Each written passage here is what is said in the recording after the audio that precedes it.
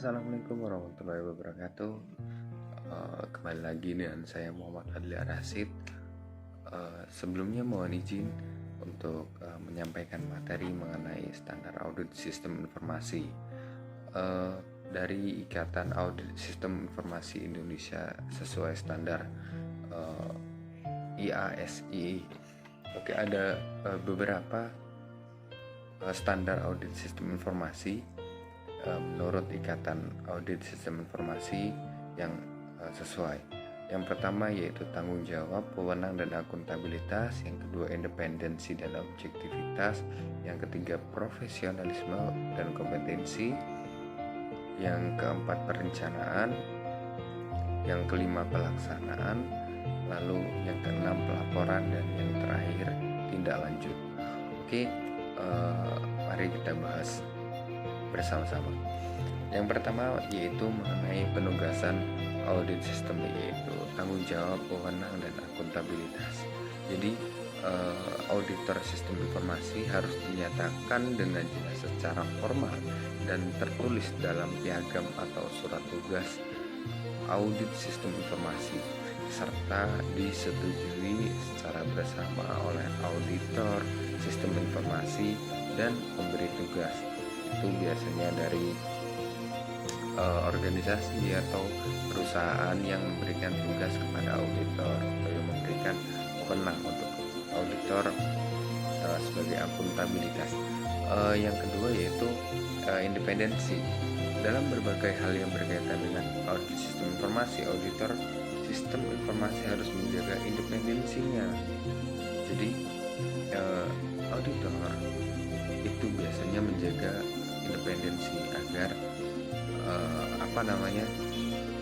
data-data ataupun hal-hal yang memang diaudit oleh auditor ini tidak keluar untuk orang lain atau sampai menyebar ke orang-orang yang tidak bertanggung jawab.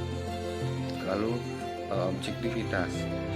Auditor sistem informasi harus menjaga objektivitas dalam merencanakan, melaksanakan dan melaporkan audit sistem informasi di perusahaan atau organisasi, supaya auditor ini mendapatkan apa yang menjadi tujuan suatu organisasi tersebut. Yang ketiga yaitu mengenai profesionalisme. Jadi auditor SI atau sistem informasi ini harus memenuhi berbagai standar yang sudah saya jelaskan di video sebelumnya yang berlaku, serta menerapkan kecermatan dan keterampilan profesional dalam merencanakan, melaksanakan dan melaporkan audit sistem informasi. Lalu kompetensi. Auditor ini secara kolektif harus memiliki atau memperoleh pengetahuan dan keahlian yang diperlukan untuk melaksanakan audit sistem informasi guna pengauditoran atau akuntabilitas dari auditor itu teruji dan terpercaya dan sesuai dengan SOP dari Ikatan Auditor Sistem Informasi. Dan yang ketiga, pendidikan profesi berkelanjutan. Adapun auditor sistem informasi harus meningkatkan pengetahuan dan keahlian yang diperlukan untuk melaksanakan audit sistem informasi melalui pendidikan profesi berkelanjutan, misalnya setelah S1, S2, S3, doktor dan ataupun sertifikasi lainnya guna memenuhi kriteria atau kompetensi dari auditor tersebut agar auditor tersebut teruji dan terpercaya dan berlisensi begitu. Yang keempat perencanaan. Jadi sebelum auditor melakukan audit, itu auditor juga perlu untuk merencanakan apa? Merencanakan pengaudit sistem informasi dengan baik agar dapat mencapai tujuan dan sesuai standar audit yang berlaku gitu. Yang selanjutnya setelah perencanaan pasti akan adanya pelaksanaan. Nah, di pelaksanaan ini ada beberapa poin mengenai pengaudit sistem informasi, yaitu pengawasan.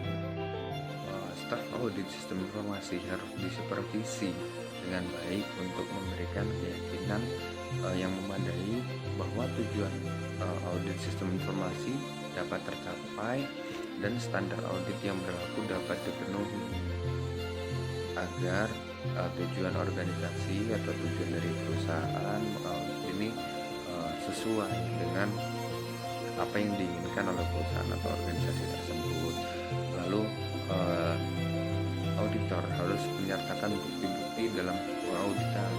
Dalam melaksanakan audit sistem informasi ini, auditor harus memperoleh bukti-bukti yang cukup. Jadi nggak cuma dapat permasalahan apa gitu, tapi harus mempunyai bukti, dan bukti itu biasanya dalam bentuk tertulis ataupun foto dan beberapa lainnya, agar dapat diandalkan dan bermanfaat dalam suatu organisasi. Jadi temuan dan kesimpulan audit sistem informasi harus didukung oleh analisis dan interpretasi yang memadai atas bukti tersebut. Selanjutnya ada kertas kerja audit. Nah, ini yang sempat saya jelaskan barusan. Jadi harus ada kertas kerjanya. Misal kalau kita kuliah itu ada namanya absensi lah ya, gitu kira-kira. Lalu yang keenam, pelaporan. Setelah menyelesaikan pelaksanaan audit sistem informasi, auditor sistem informasi harus memberikan suatu laporan dalam bentuk biasanya memadai kepada pihak-pihak yang berhak menerima, misal manajer atau di atasnya gitu. Laporan audit sistem informasi juga harus menyatakan lingkungan, tujuan, sifat, penugasan, temuan, rekomendasi, identitas organisasi, penerima, dan batas distribusi laporan, serta batasan atau pengecualian yang berkaitan dengan pelaksanaan audit sistem informasi.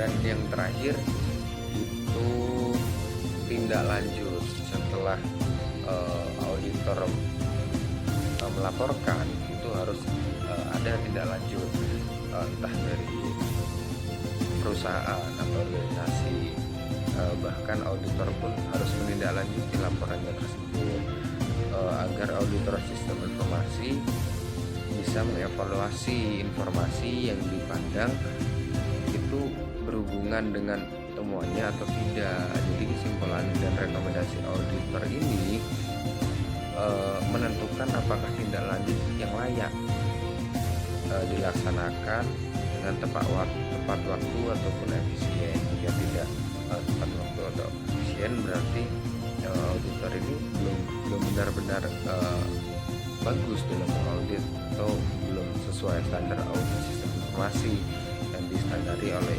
Ikatan Audit Sistem Informasi Indonesia. Ini begitu. Mungkin itu saja materi yang dapat saya sampaikan mengenai standar audit sistem informasi